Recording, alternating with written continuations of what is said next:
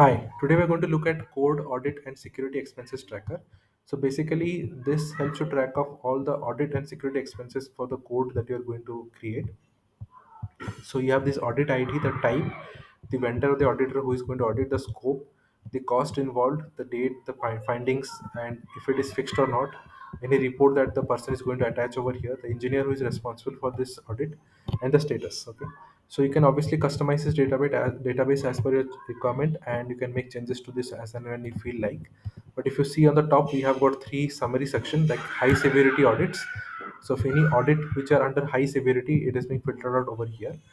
We also have a security type. So what we've done is we have grouped this as per the different types of security that we have over here. So if you see the security type column, what we have defined over here, it is being put over there. So let us have a look.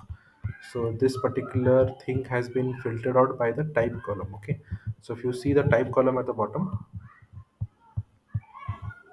yes, so this is code audit and bug bounty that we have. That is what we have put over here, and we are specifying different audits under that, and we are calculating the cost. Then we have vendor types as per different vendors who are going to audit the stuff. So basically, what you can do is you have grouping as the vendor auditor, so internal auditor or secure tech, and it is showing the audits and details for that.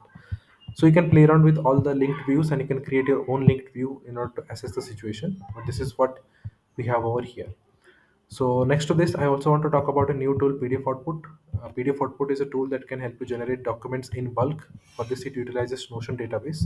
So you can click on Create PDF, and you have two options: multiple PDF and single PDF.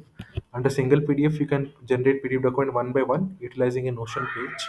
Under multiple PDF, you can generate PDF documents in bulk utilizing a Notion database. So there are two methods to generate the documents, and you can utilize your particular requirement and accordingly generate the documents. If you have any questions or queries, you can utilize this contact section at the bottom, and you can send me a message with whatever requirements we are having, or you can reach out to me at notionformyuse@gmail.com. This is where I will be able to help you assist you with any queries which you might have. Thank you for watching this video. Have a great day. Bye bye.